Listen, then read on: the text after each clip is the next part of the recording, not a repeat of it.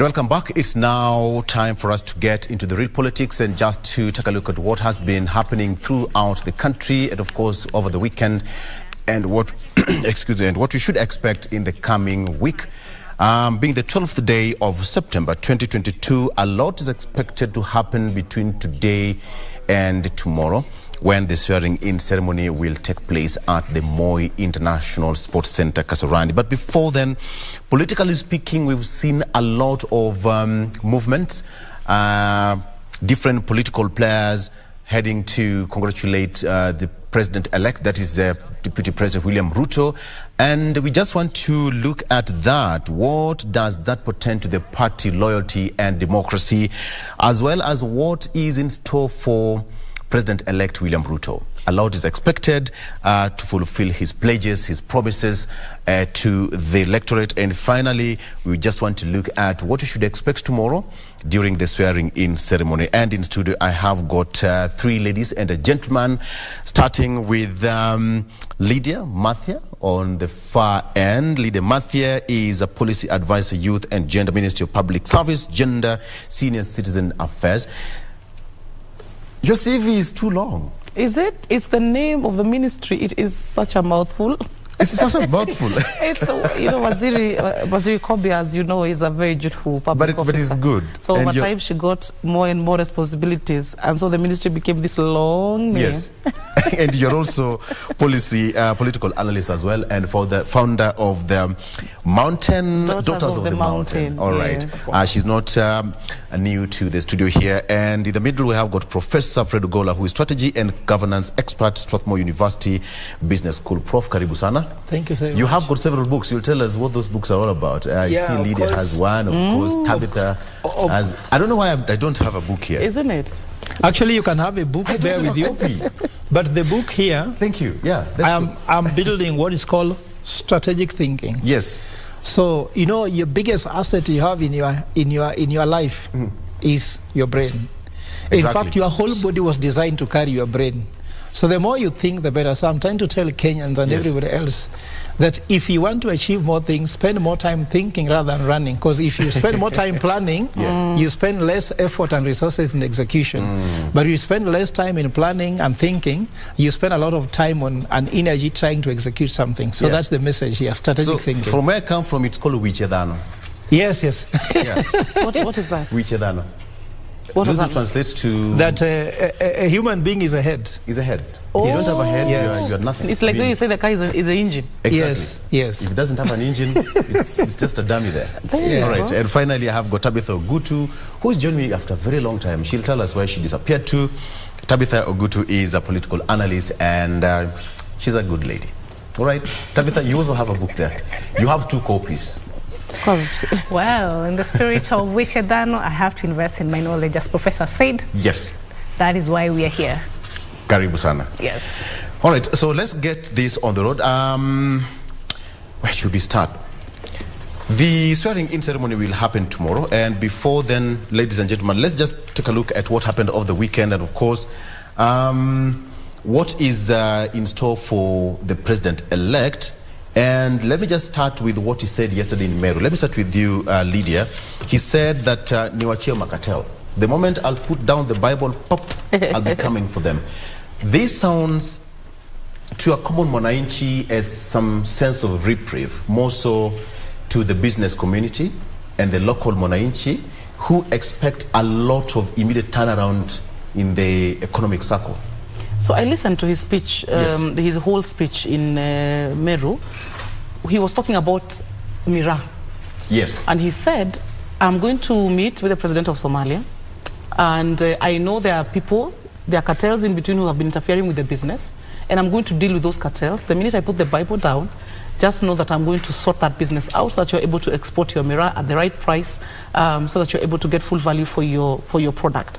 So that was picked, and now it became that, you know, it's sort of spoken about everything, you know, I think the whole country and all the policy areas. But he was speaking specifically about Mira. But be that as it may, there is a sense in which people believe Ruto to be a bit more decisive, as it were, a bit more determined. and purposeful and intentional about how he carries out his business. So there is an expectation that he is not going to be having people running circles around him. As I think within Uhuru's administration, there was a sense in which people would feel that the president would have a certain intent, but for some reason, there are actors around him and players within the governance space that would make it impossible for him to pursue his agenda. But with Ruto, there is that sense of faith that people have that so long as it is that he is determined that a certain thing must happen, that he has the not just the mental fortitude, but that he has the determination and he has the toolkit to execute the plan that he has. And you've seen that has been demonstrated in how he executed his campaign, how he has executed his, I think when he managed to protect his vote, yes, and how he handled his case at the Supreme Court. All of these things provide evidence, there are data points of evidence that William Ruto is a determined leader. He's able to achieve the result that he's looking for, and that is where I think a lot of conviction is coming from Kenyans when they hear him say, "Izo cartel muniwachia," and they truly know, tukiwachia Ruto, is done. But then, Prof, yes, you know, right now he can speak off the cuff. He's not yet been sworn in. He doesn't have the protocol, and his words are not yet measured. But I would assume that the moment he'll sit on that seat officially, everything he says will have protocol and bureaucracy, right? Yes. So the issue of he's now hands-on will not see him being that aggressive, because each and everything you must follow protocol. Even handling those cartels will have some sense of protocol. Yeah, I believe. So first of all, thank you very much, Lydia, for that. And I think that one thing I would tell people that Kenyans can go two ways now. And we are sure about this, that the president-elect, Ruto, has a character that what he wants, he goes for it and achieves it. So in spite of the fact that there will be all these protocols, and we call them the so-called inertia in government. You remember, there's something you have to appreciate about government which is different from the public sector. And the thing about government is scale. When government turns, I would give government analogy like government looks like a rhino. When you go to the game park, when you throw a stone at a rhino may just be eating grass, is not interested.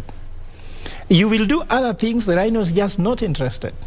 But when the rhino turns, the scale with it turns to you and starts charging. This is what we could see in Ruto. So will they turn left or right? So let's assume left is the wrong direction. Right is the right direction. I can tell you, if he turns right, Kenya will be a world-class country. If he turns left, it will be in the other opposite direction. Now let's pray, because for me, I'm sure some of us had different sides in that campaign. Let's pray that he turns right. And if he turns right, with all the inertia in government, he can handle them. Remember that I wrote an article sometime before that the management of the coalition will determine the outcome of the August 9th election. This is because there were coalitions. Remember, Azimio had 27 parties, yes, like Tabitha said, he had 6. And there were so many self-interested people around him. Look at when it came to choosing the running mate. I hear there was a meeting in Karen where even people voted, and I hear from rumors, I don't know if it's true, that they voted for somebody else, not Rigathi Gachagua. And he picked Rigathi Gachagua and said, this is where I'm putting my bet. And he was able to marshal, and there was no fallout, because guys were expecting that once he picked Rigathi Gachagua, there will be a serious fallout within Kenya Kwanza. Yeah. There wasn't. Actually, he consolidated more. So give credit to him that he has been able to do that. Also remember, he's the first person to have contested first and won at the first shot. That's not very easy compared to Raila Odinga. 5 shots not delivered. So give to him that he can be able to do that. But of course, there are some natural challenges he's going to face, for example. And this is what actually needs to be think about. When he appoints the cabinet, yes, will he allow the cabinet to work, or he'll become a prefect? Will he give them room to work? Could that be the reason why he said that ministers or cabinet secretaries will now have to go to parliament to report and give answers? And actually, I think being in President Ruto's government, you will have to know that he cannot just allow you to do whatever you want, and he watches and says, there's nothing I can do. He will come for you. So if he comes for you, you know you have to work. I'm sure everybody will be on their foot. For example, if you look at all awaits every cabinet secretary, you go to petroleum, you know what has been promised about fuel. Go to education, CBC should be sort of replaced with another one, and something has to be modified with the current, the one which you're using for 844. If he comes to treasury, he says, I don't want you to borrow much, but I want you to Kenyans to save much so that we can internally generate more income in the country. KRA has to raise more. He talked about it in Meru yesterday. Yes, KRA must collect for me money. Yes. Everybody will give an KPI. I remember what happened before during the campaign. He told Mudavadi, give me this percentage of votes from Western, I'll give you that. Okay. So this is something we can expect in this administration. Okay, just hold on to that, because what you said is somehow related to the way he was handling his campaign, his promises, and most directly connected to how he's going to pick his cabinet. So if he talks about bottom-up economy, you are going to handle things with agriculture. You as a CS for agriculture, you know this is what the pledge and manifesto of Kenya Kwanza talks about, and you have to deliver. But coming to Tabitha, it seems that there's a lot for the DP, who is now the president-elect, for him to achieve. Most definitely. First of all, I would like to congratulate the 5th President-elect of the Republic of Kenya, because, first of all, he's made history as one among the firsts. He's vied the first time and he's gotten to the seat. And as Lydia said, the reason why there's a lot of jittery around him saying he's coming for the cartel and all these issues is because even in the past we have seen when he was the vice president and even in many instances, he's a very decisive individual and very resolute at that. So what I think now we expect moving forward is now, like he said, we shall hit the ground rolling from day one of his swearing in. So that starts with him planning his team. We know executive plays a very important role in an administration. And one thing about leadership, if you ask me, Victor, at the end of the day, you have advisors around you, but how well can you make a decision independently? And I think what stands out for the president-elect is his ability to, at the end of the day, also be able to make an independent decision. And that means a lot of what we've been seeing in the past will be corrected in terms of indecisiveness in our leaders at the top.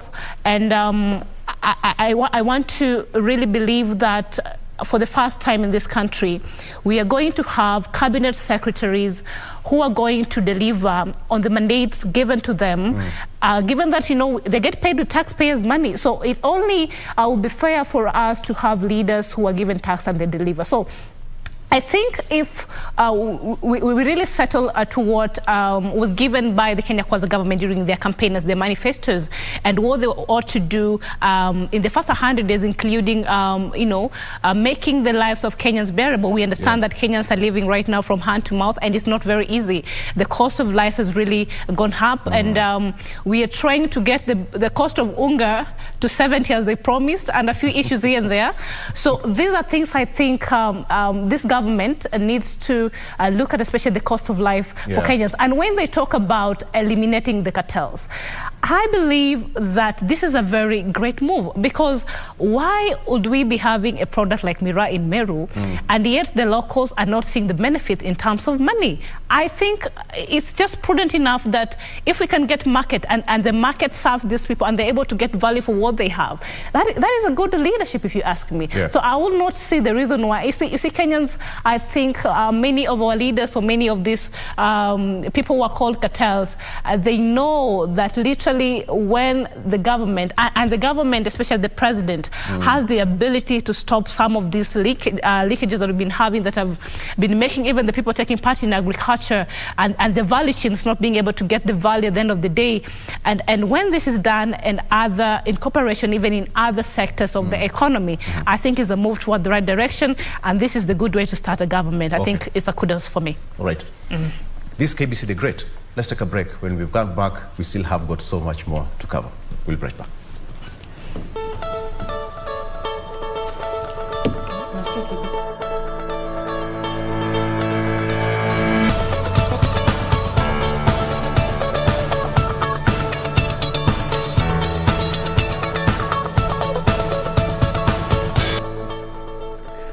welcome back. It's now 6 minutes past 8 in the morning. Our conversation still continues. You can also join us on our social media platforms, talk to us and tell us where you're watching us from. All right, in studio I still have got Lydia, Professor, Fred and Tabitha Ogutu. So let me come to you, Lydia.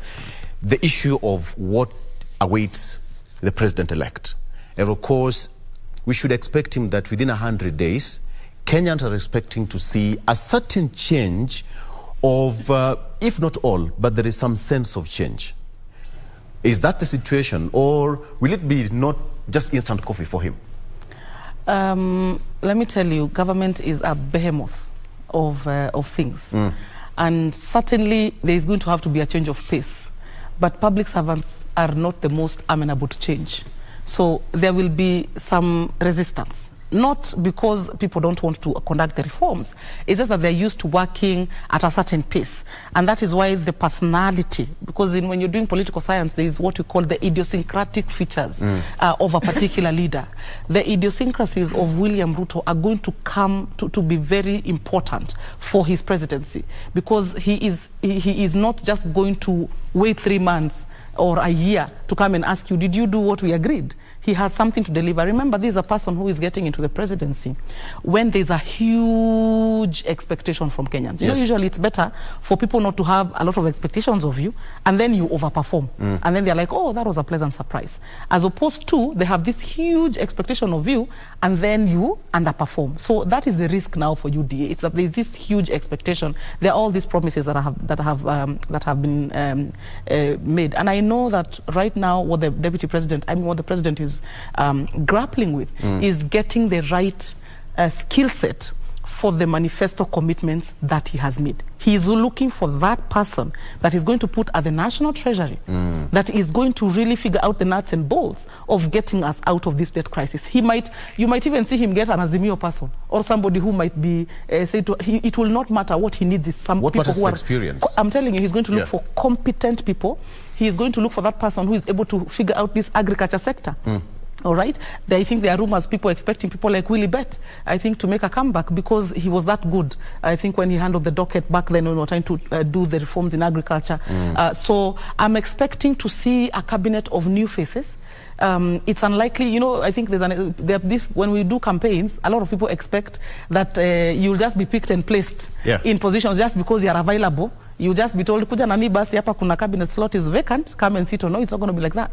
He's going to look for people, especially on his key manifesto pledges, especially agriculture, trade and industry.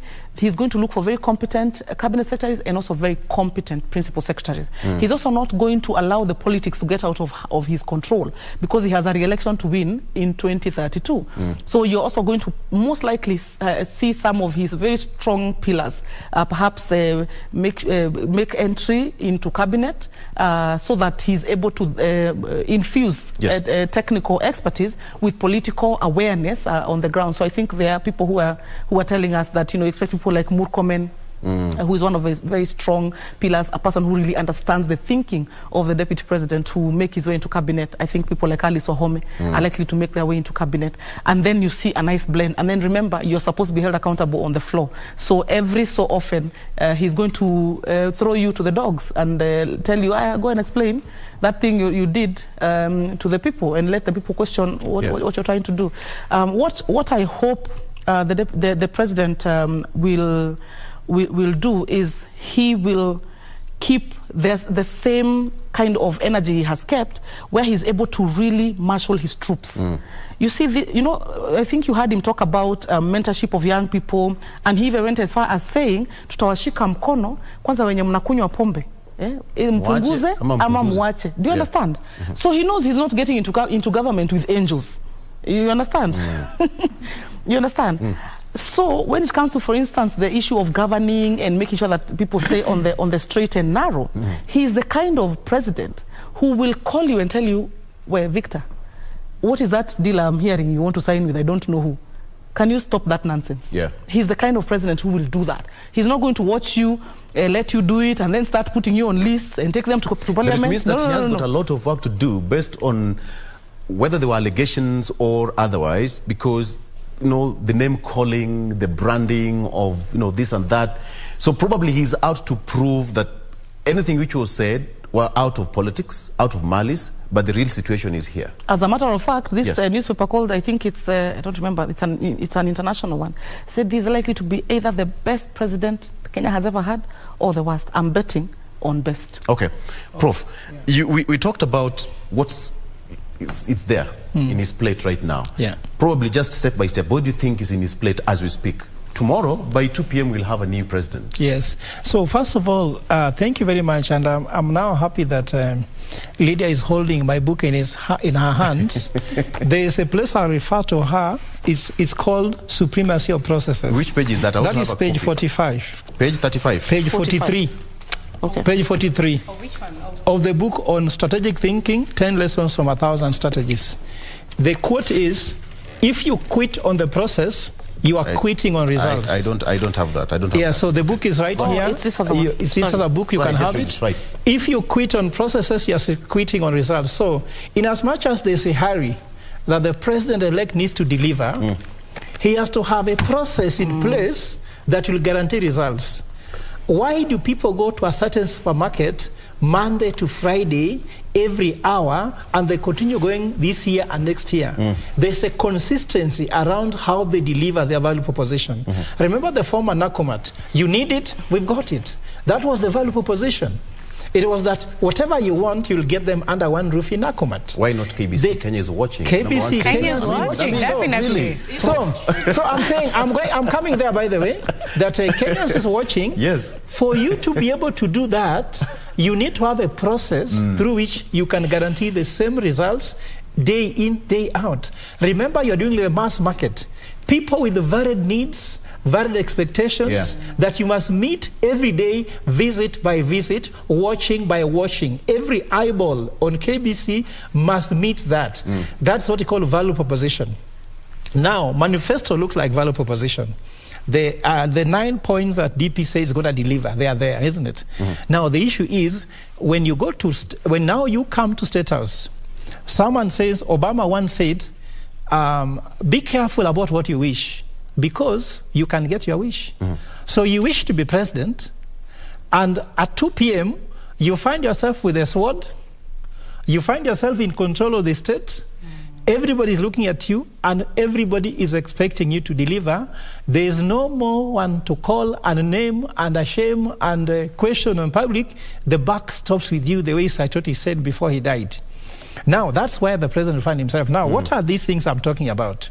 First, let me tell you, as president will go to the office and start delivering, Kenyans are saying, let us watch you deliver. I think that's not a good mindset.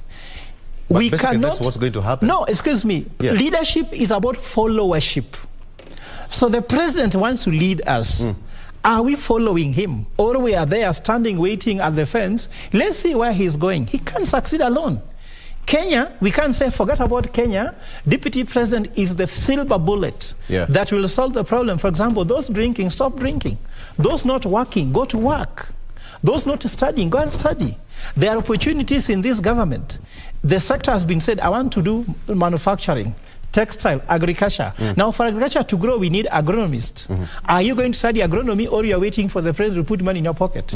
So I'm saying that in as much as he promised them, we were those people who are not so much in Kenya Kwanza, we in Azimio, but now I'm a Kenyan. We embrace and say, now, which direction are you giving us?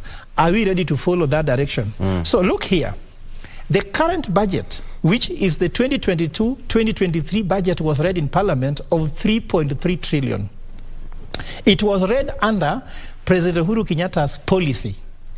And now with the President Ruto coming in at 2 p.m. tomorrow, he will have his own policy, and his policy, if I read it, what is promised, for example, the 50 billion Hustler fund, the 21 billion to implement the gender rule, the 4.3 billion for the judiciary, the 31.1 billion for the UNGA cost, the fuel subsidy of 150 billion per year, isn't it? And then we go to the extra. We find something like in the current budget that gives an extra of 264 billion shillings outside the 3.3 trillion budget which was read. And that budget had a deficit of 862 billion shillings. So we are looking at him trying to raise around 1.7 trillion outside the 3.3 trillion budget. That's what awaits the head of Treasury. Where will he collect this? I remember during the presidential debate he said this, that he is going to collect 95% of collectible revenue, because he said Uhuru Kenyatta has been collecting 65% of collectible revenue. Now he is going to collect 95%. If I see that, he said that will add to something like 450 billion shillings. That is still a deficit. So the head of Treasury has a lot of work to do. And now you come to the head of Agriculture, fuel subsidy, and guarantee minimum returns, whereby any farmer who goes farming is guaranteed a certain things that has to deliver. Go to Minister of Energy. We need to be able to do that. Go to Minister of Transport. How many roads needs to be constructed? So you're realizing that this is tough, but let me just put caution here. Okay. I listened to his speech in Meru because we need to put you to account. He said that we are living on borrowing that we borrow from abroad, but what we'll do, he will ensure that we borrow from the money we save inside the country. We must pay of course, taxes. in as according much to as him, it's all coming from taxes. Yes. Okay. So what I'm trying to say there is, I hope that they will not start competing with the local entrepreneurs for commercial loans within the country, because that will lower productivity in the private sector. All right. I hope so. Okay. Then he said, I will not start. He will not start immediately. He says that it will take some time, but go to 100 days plan.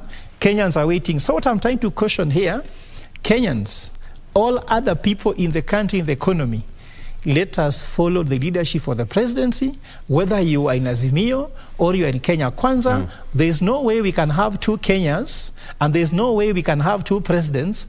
We only have one. I hear some people still saying social media, my president is so and so. Sorry about that. Our president will be at 2 p.m. William Samoei Ruto. All right. Let us follow him. Let's hold on that, Prof. Tabitha, it seems there's a lot of work based on what Prof is saying. He's given some figures. Oh, yeah. In trillions. Probably the deputy president, who is now the president-elect, is aware of all this. A lot of work ahead of him. Absolutely, absolutely. I was waiting for you to say the next word, but seems that a lot of work has also caught you by surprise. Yes. For me, I think President Ruto is very charismatic, and he's a leader we can bank on, and I think he's up to task. I think before he undertook the task of wanting to be the 5th president of Kenya, he knew where the debt... He understood the assignment. Yeah, he understood the assignment. Right. He knew where the debt crisis was. He understood the issues that bedevils this country. He understood how we need to manage our internal issues, including our economy. And when he was doing his campaign, he was talking about the bottom-up economic model. And some quarters say that this is not something that is applicable to Kenya as a country at this particular time. Now, we await to see how applicable this economic model is, and how Mama Mboga and the border person, who is the common mwananchi in this particular scenario, is going to benefit from this government. Having said that, and borrowing from the words of Professor right here, it's upon that time that as Kenyans at this particular time, we need now to put on our shoes very first and ask ourselves, what is our role in a governance process? And when we ask ourselves that, then we will not have that issue of still having the doubt that that another person is the president or this and this. First of all, we need to support the efforts of the incoming president and his administration in delivering to Kenyans. You understand that we cannot bash a government and at the same time expect it to deliver, and yet it has not started. So we, number one, need to understand what were some of the deliverables that they gave out during their campaigns, which are the manifestos.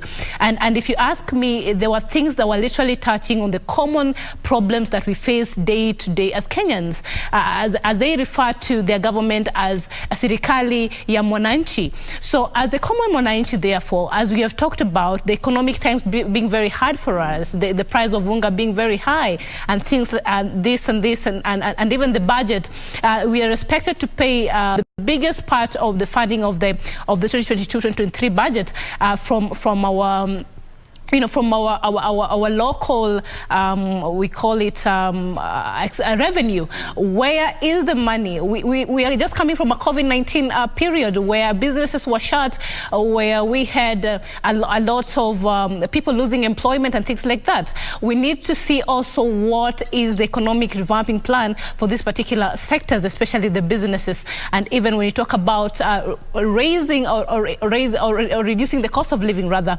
what is the plan for the agricultural sector? Yeah. So for me, the president has a lot in his plate, but I believe when the president was saying that I'm going to get this election and I'm going to get it round one, everybody was asking how, and therefore he has proven that he has the how. And because he had the how of getting this presidency and he got it right, even legally, even through the Supreme Court, therefore I believe that he has a plan for this country. So what we need to do as people of Kenya right now is, number one, exercise our duty in a governance process that includes supporting the government, keeping it in check, asking questions, and also asking for service delivery, and asking when and when they're not able to deliver to us, especially on their manifestos, and giving the government time to deliver. Because I believe this administration, as Lydia said earlier, this might be the best president or the worst, but as well I'm banking on him being the best president this country has ever had. Very good. All right. Yes. It seems that all of us are speaking of the same script. But Lydia, let me ask you, the way Prof said, the process, what did you say? I didn't have the book. You quit on a process, you quit on results. Thank so you. Process is supreme. The process is one. Picking of the cabinet. Should we have politicians coming having politicians being in the cabinet or technocrats?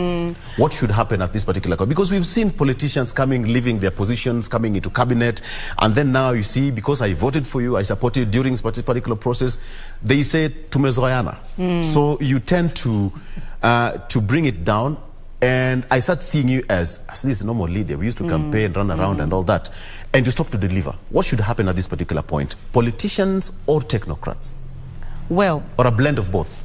I believe, I'm personally, my belief is that we should not have people quitting positions which they ran on and on which their constituents put their vote and put their faith, quitting to then go and execute a different mandate in the executive. I personally feel as though that is not fair to citizens. But I've also seen the president, for instance, Uhuru, in 2013, struggle to have the cabinet understand the nuances of the political journey he had traveled and the commitments that he had given to Kenyans. And that initial cabinet seemed to falter in terms of being able to stay connected with the people. And so you saw what Uhuru did in the second term. He had to actually infuse a few politicians into cabinet, I believe, to temper the debate within. You can imagine you're going for a cabinet meeting and there's no politician. Everybody there is a technocrat.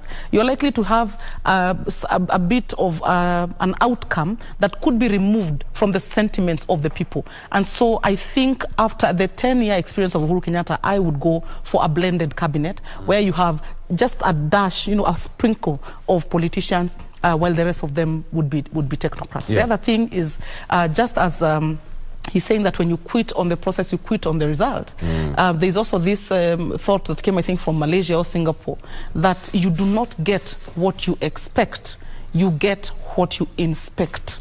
Okay? You do not get what you expect, you get what you inspect. You get what you inspect. Okay. So you don't just give people assignments and then you trust that they're going to execute it. You just there must be some follow-up to it. Unapatia fundi kazi, unamwambia aya, please build for me a house. But you cannot now be going after 2 years to say, where is my house? Yeah. No. You have to be going on a maybe weekly basis.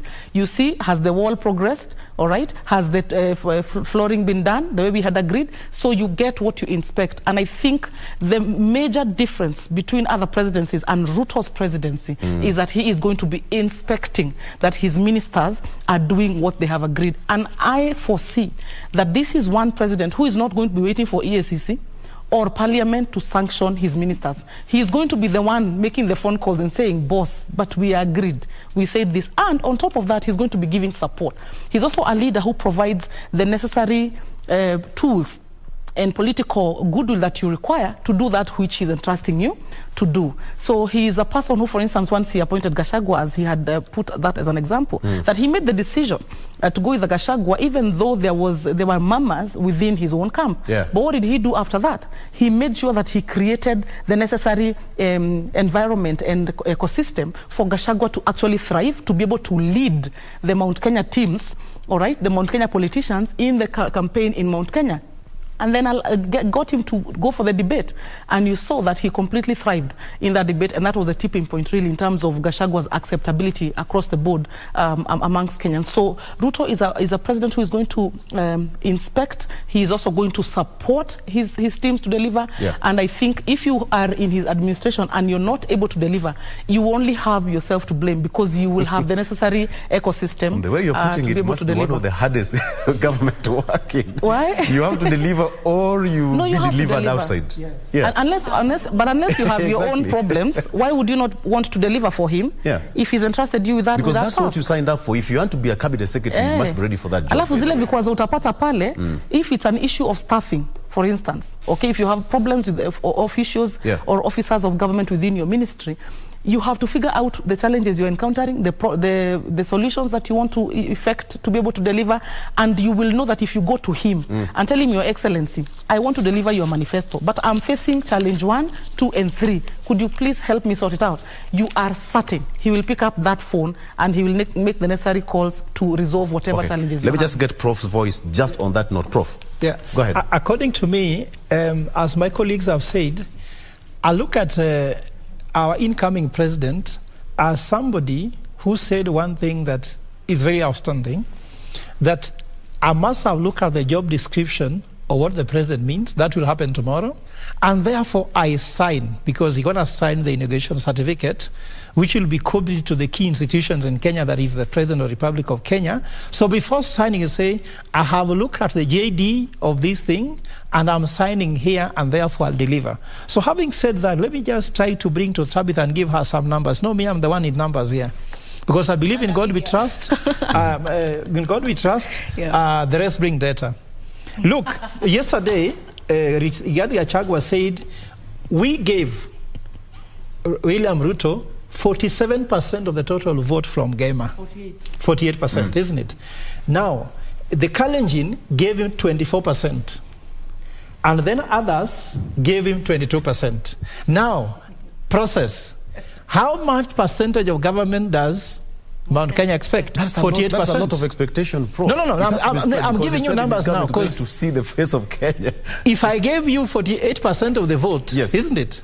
One man, it's one a give vote. And take situation now. Give and take. Give me. So that is one thing that is a process, isn't it? Second process. Kalenjin has the presidency. Yes. But at the same time, Kalenjin only gave 24% of the vote in the basket. That should be enough. Others, which is now others, where even me and you come from, isn't it? Yes. Because I come from Mogenya.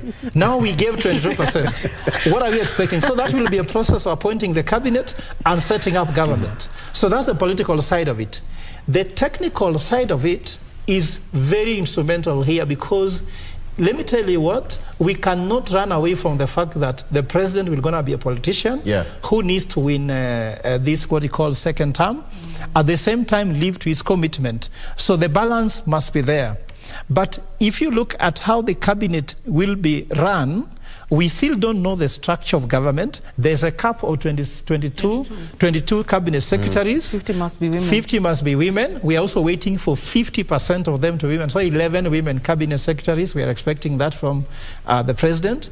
At the same time, we're also expecting regional balance. Remember that Azimio's campaign was that we're uniting the country. Then Kenya Kwanza means put Kenya first. So also we expect that Kenya will be put first in all this appointment, whereby no one will be left behind. In fact, I know, as I said, I've heard people crying about, we are in opposition. Let me tell you what, opposition is part of government. And in fact, everybody is in government, if you like. The only thing is which side of government.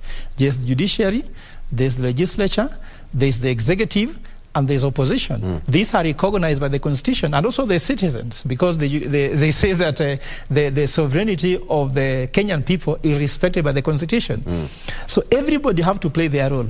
But just to even emphasize Lydia's point here, if you look at how Deputy President has done his work before, you could be able to recognize some effectiveness there, some efficiency there. All the questions that have been raised by those people who are not in Kenya Kwanza, his work is to first falsify them. Yeah. You said, I can't do this. Let me show you I can do that. That's the first task. But what is Kenyans waiting first? I think that's the most important. Immediately, there's a lot of takes expectation. Place. But what is it? Is your priority? Yes. Is your priority going for cartels? I don't think so. Because you don't start by dealing with cartels. You start by setting up what is called economic policy. For example, in the issue of debt, maybe let me just weigh there. I've listened to the Kenya Kwanza people saying they will be borrowing, but they'll be borrowing to try to sort out the issues we have in our budget. And according to me, there's an article I wrote in the Standard, which I said, how the president needs to engage IMF. There's what we call conditional facilities that usually get from IMF, whereby I'm in trouble, my head is under the water. Because when your head is under the water, you're looking for who to rescue you. Then you go to IMF to give you money to pay what you can't pay. That is not the best way always to approach. You look at Kibaki, he did the same thing. President Uhuru Kenyatta took conditional facilities through and through. Okay. If they continue taking conditional facilities, it won't work. My advice as an economist, they need to go for what's called precautionary facility. What is precautionary facility? I don't want my head to go underwater. So give me money to sort out the issues. For example, we know Kenyan economy is growing now at 5.5%. If you project that, if you continue growing like that, given how things have suffered, for example, like Tabitha said, business has suffered, youth are not working, how much money do you need, and which sector of the economy do you need to put the money to increase employment, increase national revenue, so that you don't borrow tomorrow, rather than saying, I want to borrow to stop you from borrowing. Like, if you look at the prodigal son story, he had a good strategy. Yeah. Daddy, give me everything you owe me, and I will be free tomorrow, isn't it?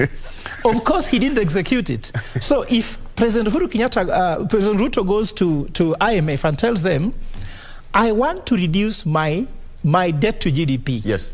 But give me X amount of money, I put in infrastructure, manufacturing, textile, agriculture, business development. Then from 2 years after my presidency, I will start reducing my borrowing. Then eventually now I live out of my own means. Okay. This is precautionary rather than conditional one. All right. Let's take a break. And Tabitha, when you come back, you're also going to weigh in on that. Then I want us to talk about the issue of party defections. We've seen several leaders who were allied to Azimio now, changing tune within a span of 2 weeks. Exactly. I mean, yeah, just hold that for that. Let's take a break, and we come back. We're still having that conversation with the Tabitha, Lydia, and Professor Fred Ogola. We'll be right back.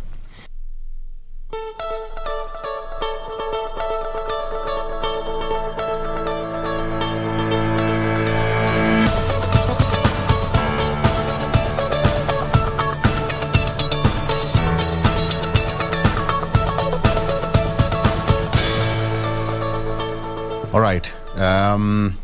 We're back. I have got a tweet here from a gentleman called Abdullahi Ahmed, all the way from Mandera. And this one, you're going to respond to Tabitha as you also weigh in. Abdullahi says that William Ruto's presidency is a double-edged sword.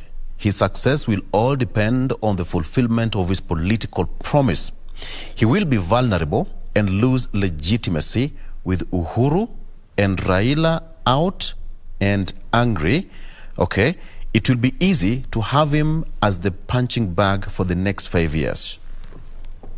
Well, I remember during the Supreme Court ruling, a friend Gatia said that, I don't know if it's Kithure Kindiki or friend Gatia said that we can never have, let's say, 100% of somebody, or even a governance, or even a president, being that perfect. So as much as we have expectation on the president-elect who is going to assume the office of the presidency of this country tomorrow, we have expectations because of what he promised Kenyans. At the same time, we need to give him a room or two for him to make a few mistakes here and there, because that is how we learn. And when that happens, it doesn't mean that now it was a bad idea or is a bad idea for Kenya. This is what I will say, basically. That, you know, sometimes, Victor, when you want to live with the mindset of proving a point, that I'm getting into this government, number one, is to prove to the other side of the divide, of the political divide, that I am this, I am what they expected me to be like this.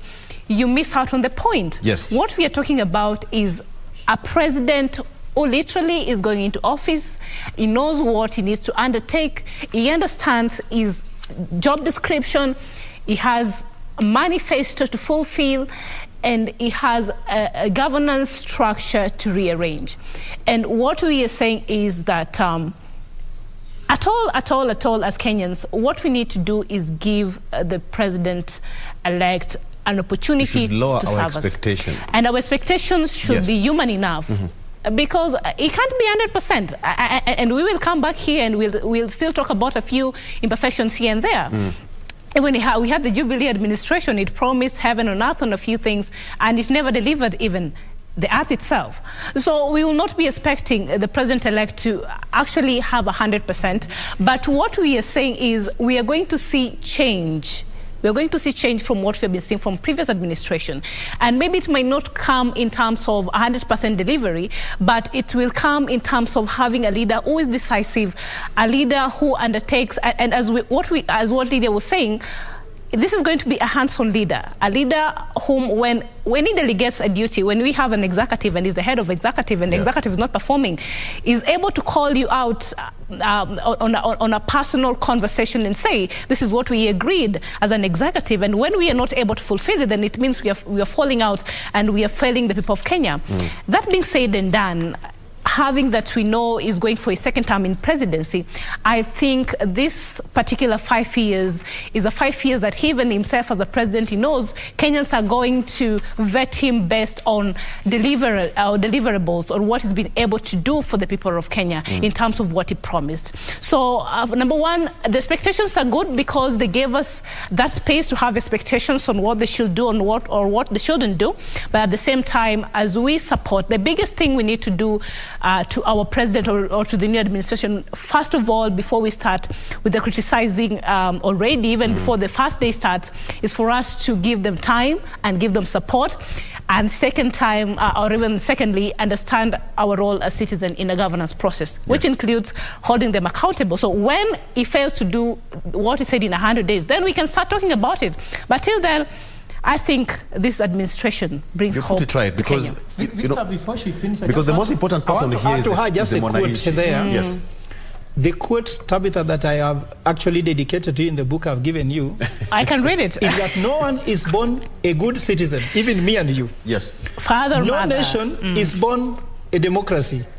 Rather, both are processes that continue to evolve over a lifetime. Absolutely. Now, what we want from the president is an improvement from the previous administration. Exactly. We don't want him to be perfect. And you know, the beautiful thing is that he has been an insider. You know, he's not, and this is something I think we have to be thankful for as Kenyans, yes, is that we have not had a complete departure of people who don't know the insides of the administration. So when they are coming in, they kind of have a picture of what they want to do. Remember when Kenyatta left, Moi was already part and parcel of the administration, and then he took over. He knew where the bottlenecks are, and he governed the way he governed. And then Kibaki was part of Moi's administration. Uhuru was part of Kibaki's, and now Ruto has been in Uhuru's. So government. He has all the benefits because he's been almost through all the government. Yes, so he understands the administration. He understands where the bottlenecks are. He understands the bureaucratic, what we call it, the bureaucratic obstructionism that happens with civil servants. So he knows the solutions that he wants to effect, and he knows what to try to do differently. And maybe, Victor, let me just add something. When Professor here was talking about numbers, and numbers will determine what you get in the government. Of course, at the end of the day, you know, even these cabinet secretary positions, they're political. We cannot sit down here and say we don't know how Kenya operates and its governance systems. They are political. But then, as we have seen the president-elect saying that he needs people who are able to deliver and have proven, and they have a track record of service delivery, and therefore technocrats for him comes as you know, even when you go for a job interview, then your added advantage is your ability to meet, you know, the job description given, and therefore we are expecting that even in his cabinet we are going to have people who are able to deliver, because we cannot have a government formed with the people who have no clue whatsoever of what being a cabinet secretary for that particular ministry is all about. Secondly, I think what we are watching for on this new regime of presidency is how we are going to impact on our democracy and our democratic processes. For me, I'm looking forward to the 12 months promise of the president saying that we are going to ensure that we have the gender card played very well. If that is done and dusted, then we have adequate representation of women, the youth, persons living with disability, and we have the face of Kenya. And you realize that if he's going to do what he said, then we are not going to have, maybe because central Kenya, parts of Kenya voted, you said 48%. 48%. Then they're going to have maybe 50% of the cabinet secretary. We can't have that. Then that's not going to be an inclusivity.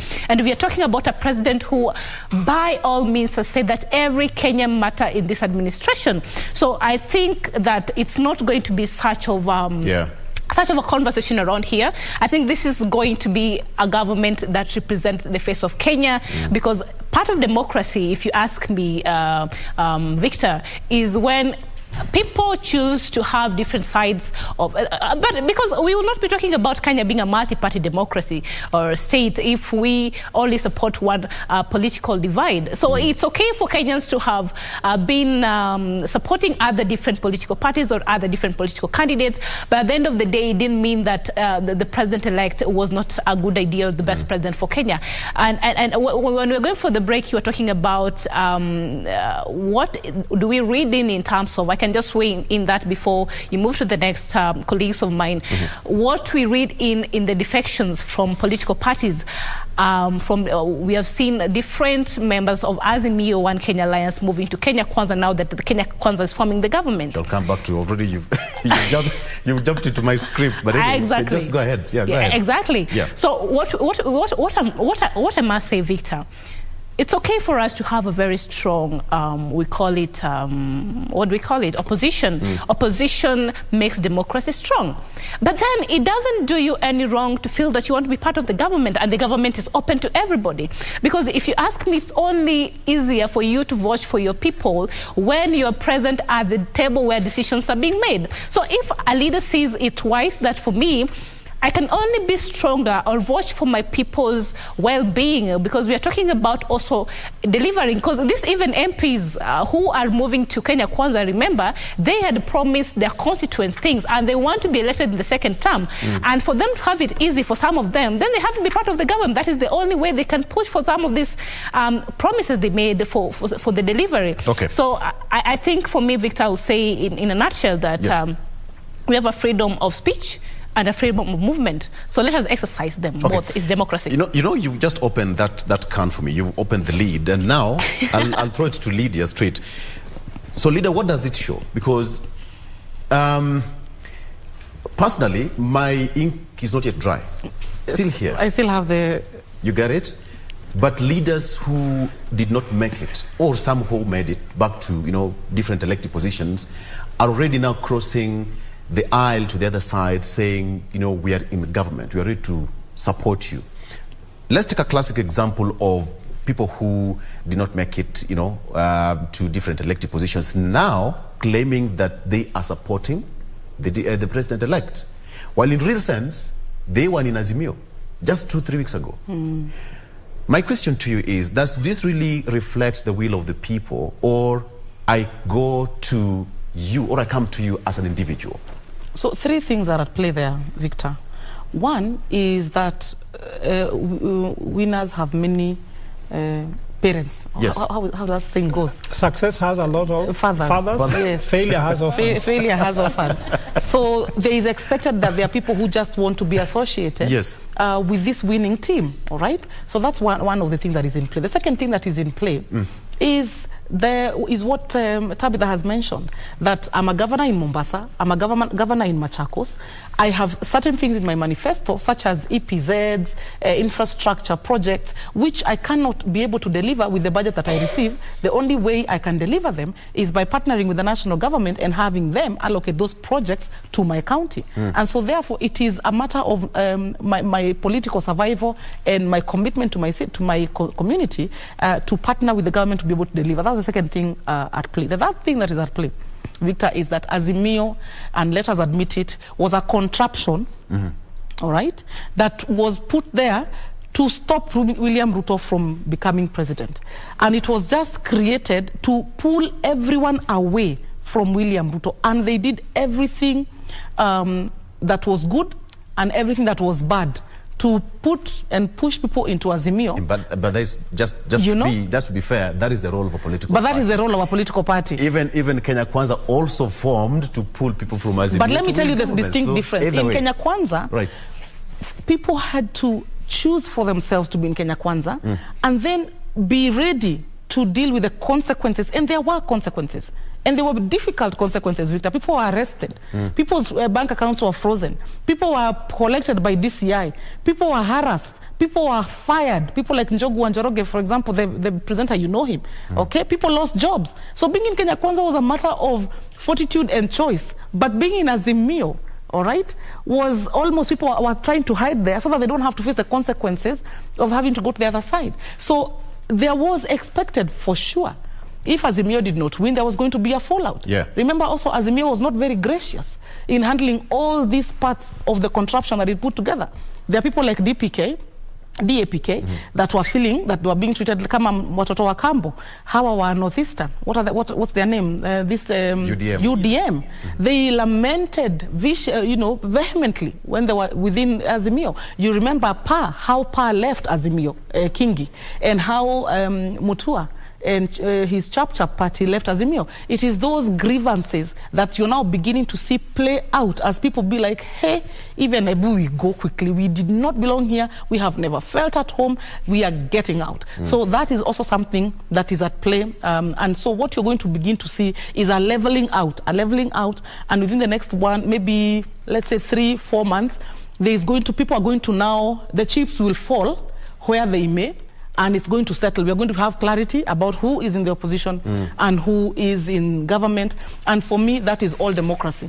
Lydia, before I come to you, Prof, you've put, when you started, for you, I'm a governor of county X or Y, and I need to deliver to my constituents. But before I deliver, first of all, I have to have a good connection with the national government. All county governments have their revenues given to them by the national government. Must I be close to the national government for me to deliver? So two things there, Victor, I'll tell you. And one is a sad one.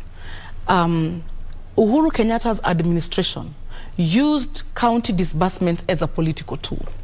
So that if we are not getting along as governors, with you as a governor, your disbursements to your county from the National Treasury are not flowing to you the way they are supposed to. And I think that's one of the things that the Deputy President... I can't authenticate that. Right. You cannot authenticate it, but I'm telling you, I've been in government, so I'm telling you.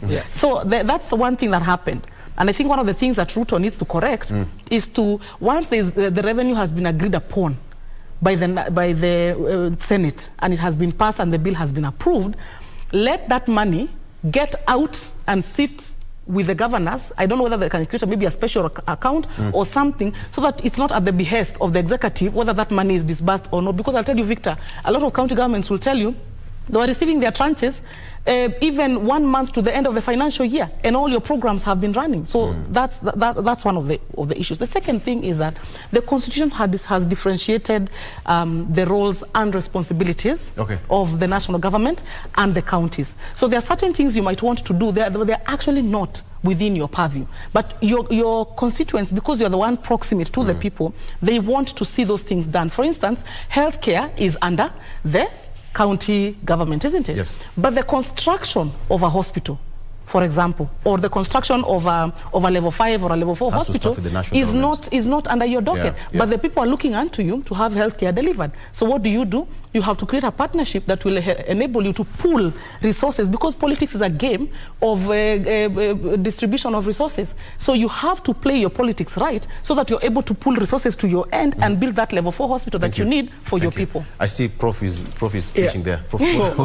So first and foremost, contributing to the whole idea of what to expect, let me start by saying that we hope that the cabinet will be made of the best and the brightest of Kenyans, because that's what I saw Deputy President talking about, the Singapore example, the Asian Tigers following, because you see Kim Wan-yung went to pick the best and brightest of Singapore and brought them to work.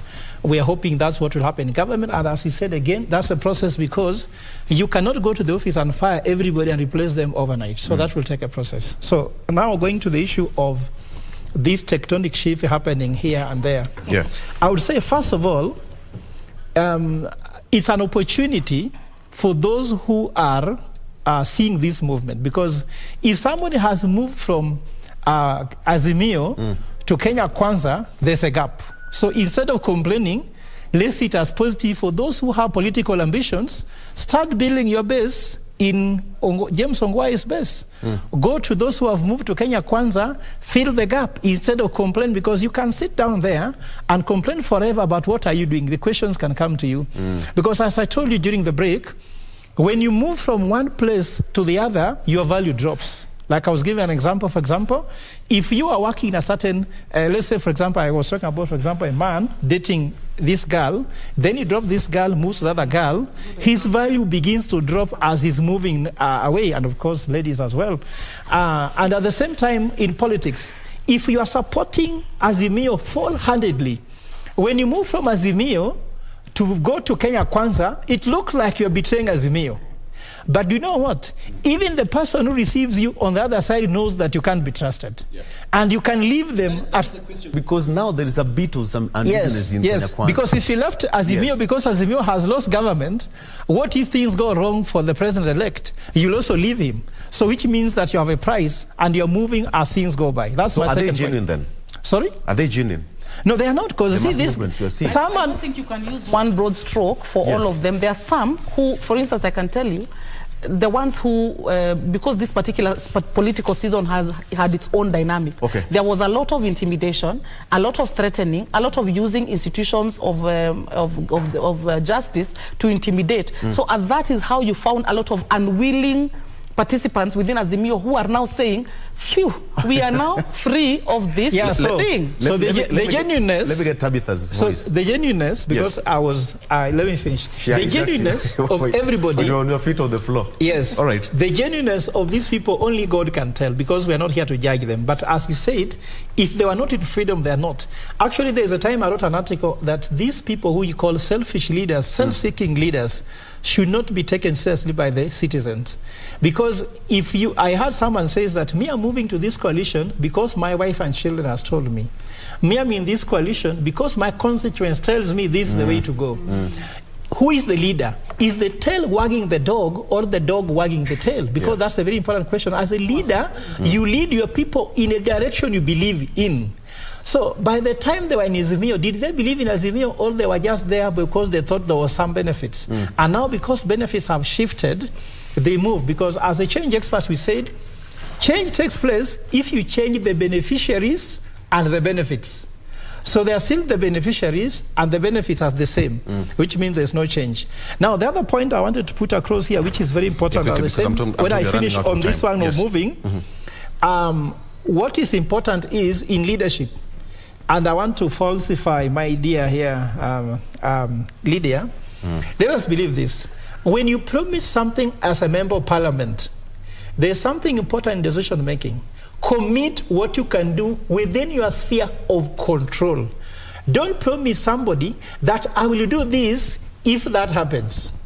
I can't tell my wife I'll be faithful to you if there's no beautiful woman more than you outside there. That is not a good promise. I will be with you under all circumstances. So if you promise as a governor, I'll give infrastructure, promise what you can deliver with your resources, with your self-control, not promising what you leave if something happens. I hope your wife is not watching. Please repeat that.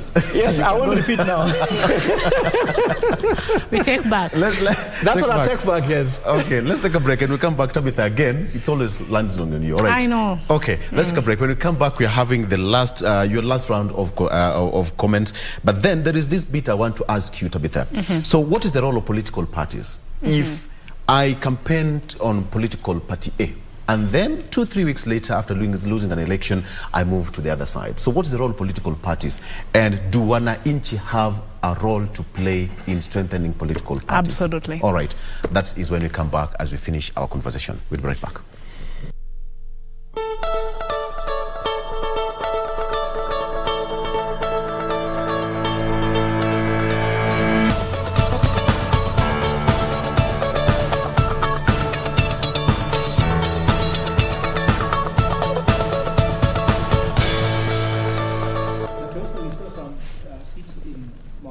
All right.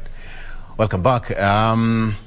Tabitha, yes. Professor Fred and Lydia still with me here in studio. We are almost coming to the end. So, Tabitha, let me come to you. The question I asked you, the role of political parties, and what role do common mwananchi, who is the main key player in political parties, have to do with the growth of the political parties? A very good question, Victor, at this point in time when you're talking about democracy. Our political parties exist for, to give us, we say, alternatives, depending on what your beliefs are, because our political parties, they are based or they are formed based on different beliefs or what we will call manifestos, and what they seek to address, especially because our political parties are always formed with the end goal of getting into power. Is either you want to be an MP, you want to be the president, and some of our political parties in the country are formed as, I will say, bargaining kiosks, as some will put it. Is what I bring to the table. I have a political party, I have this number of MPs, so I bring this to the table, so what do we do? So there are many different reasons why we form political parties. But then this is where now the rubber hits the road for the citizens and how they come in. Now, when we go for the elections, like we just did our election on 9th of August, we decide to, sometimes there are people who will vote for a specific person who is vying for a different political seat based on the political party. And therefore, for that particular reason, it does not matter how well you are able to deliver on your promises. The fact that you have a different outfit of a political party than what is perceived to be acceptable by the particular citizens who are voting for you in that place, you'll miss out. And that has played very well in the central part of Kenya. UDA was the best, you'll ask me, political party, or was the best vehicle that will take you to the National Assembly or even to the State House in that particular part, because they were voted for the best. It was a whole outfit of I don't know if it's yellow and green. That was the political party. So it plays a very crucial key. But at the same time, if you'll ask me, Victor, I will say that our political parties and the people from these political parties, sometimes we have to agree, and we need to be Kenyans for once, that our leaders are self-centered. They do not have us in mind. So even today, as we sit down here, and I had you asking Professor that do these particular defections or defectors, these our Ishimiwas, have us in mind? Because somebody who just voted this particular, last month, it's just barely 1 month, and they've already shifted to another camp. And we voted him because, number one, of the political party, number two, of what they stood for. Does it therefore mean that they do not have us in mind, or what is our role in determining which political outfit our leaders should be in?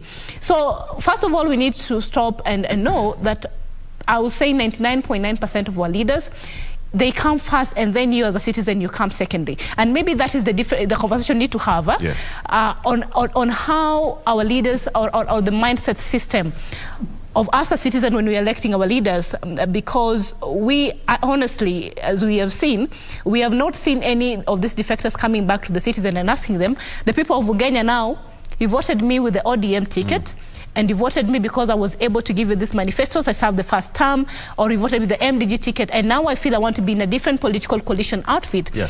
Do you therefore give me the permission, the same way you gave me the permission with this particular party, to go and be part of this formation? They did not do that. So it therefore goes without saying that as Kenyans, we still have a long way to go in terms of leadership and integrity. At the same time, we talk about the democracy as being a process, and therefore it's a 50-50. It's a very difficult conversation to have, because at the end of the day, we will be needed at the ballot in 2027. That is when you are important as a citizen of Kenya. So accountability is that's a very sad reality. Yes. The thing about as you make your final remarks. As I conclude, exactly, right. The political parties in Kenya, they're kind of the same. Yeah. It's just ni squad gani iko pande gani. Absolutely. And where is my squad? Where are my people? So it's not usually very ideological. It's not like how we have Democrats and Republicans. But actually UDA this time defined a very separate agenda. That was, bottom up, predominantly economic change and economic reform. And a lot of Kenyans bought into that ideology. So going forward, we don't know whether we are going to begin to see a kind of like a shift. Also remember that both of these teams were coalitions, okay? There was Kenya Kwanza coalition, and then there was Azimio. So political parties are remaining as entities, but then it just depends on where they are placing themselves under which coalition. So we are getting into this coalition politics as opposed to primarily political parties. So you'll find ODM as a political party, there isn't a lot of movement out of ODM. What there is movement out of the coalitions into these coalitions. And that there are many dynamics to that. The dynamics include stakeholder management, how much of a voice you have within that coalition, how well you're able to augur and blend well with each other and pursue one goal. So I think judging coalitions the same way you would judge, say, a political party would be to miss the point. And I think what we can wait is to see whether Kenya will evolve into a space where, for instance, in this particular election, we had two distinct ideologies, which is not usually what you get to see. Prof, you have only 30 seconds because she's squandered your minutes. Did I? That she did donate to you. All right. Yeah, so I think that political parties are vehicles to power. And I want to tell the people of Kenya that now watch the space whereby political parties use that thing to take someone to power. And for example, the by-election which is going to happen in Bungoma for senator, I would urge you to even vote in an independent candidate than a party, because parties will betray you just like they continue betraying people. Use the person you want to vote to represent you, because they can give their allegiance to you. I see, for example, there are so many people lining up to run there. I saw a friend of mine called Enoch Opara. He wants to run on independent. Maybe independent is the way to go. When I finish, my closing remark is the following. Now, I just want to finish it totally now. A government is not meant to solve your problems, Kenyans. A government is meant to create an enabling environment for you to thrive. Let us not spend too much effort in criticizing the president-elect. Let us focus on which enabling environment is he creating the private sector, public sector, and all sectors across the divide to be able to thrive. That's what a government is meant to, because the government was never meant to solve your problem. Thank you. All right. Tabitha, allow me to do this. I want to break the protocol and just give you 5 seconds each. Tomorrow, I know we'll meet here in the next government. Yes, God absolutely. Willing. What should we expect? 5 seconds. Tabitha. I think tomorrow what we need to expect is seeing the government. Tomorrow is day one, because they said immediately the ball will be rolling. Let me just say this there, just in 1 second. Like what professors just said, this is a new government, and as we said, we also have a role in enabling as we say, the government gives us an enabling environment for us to operate and things like that. We also need to create that enabling environment for the government of the day to operate effectively and to deliver. And I was looking at something here just in your book, a very good quote from chapter 4 of this. It's called Strategic Thinking by Professor Ogola. It says, those who love peace must learn to organize as effectively as those who love war, by Martin Luther King. Thank you very much for having us, Victor, this morning. Okay. I'll have to look for that chapter. Dr. Yes. Prof. Mine is that let us expect a government that will be different, because we have seen the president-elect criticizing his boss. They fell out with each other. Let us expect him to correct what his boss didn't do. For example, he said his boss never gave him opportunity to serve as deputy president. We expect him to allow his deputy president-elect, Rigathi Gachagua, to work. We expect all arms of government to work. He says that the outgoing president was not decisive. Let him do that. We expect some change in GAD, because the people who looked in different direction in their last 5 terms cannot be able to look in the same direction when now they come to office. So we expect change of GAD. Also, we expect change of, let's say, delivery in this kind of government. Thank you. Lydia? Thank you. Tomorrow, we expect to see a full stadium, I think, at Kasarani. Yes. We expect a very enthusiastic crowd. I hope to be there. I might be in the terraces somewhere there. I want to feel the energy in the stadium.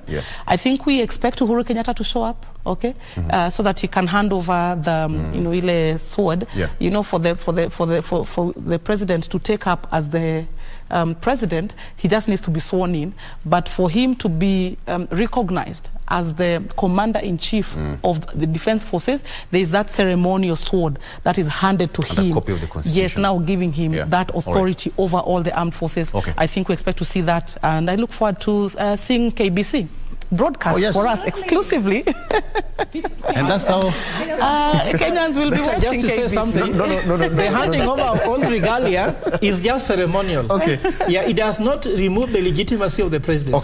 Thank you. Thank you so much. We've completely run out of time. My director is on my ears. Thank you so much. We've been with Lydia Mathia, who is political advisor, Youth and Gender Ministry and Public Service, Gender, Senior Citizen Affairs and Special Programs, founder of and political analyst. Thank you. And of course, we have got Professor Fred Ogola, who is strategy and governance expert, Strathmore University Business School, and Tabitha Ogutu, who is a political analyst with lots of years of experience. Thank you so much, ladies, for coming, and gentlemen, for coming to the show. We will be having that event live tomorrow at the Moi Sports Center, Kasarani, and of course, Kenya is watching. Good morning.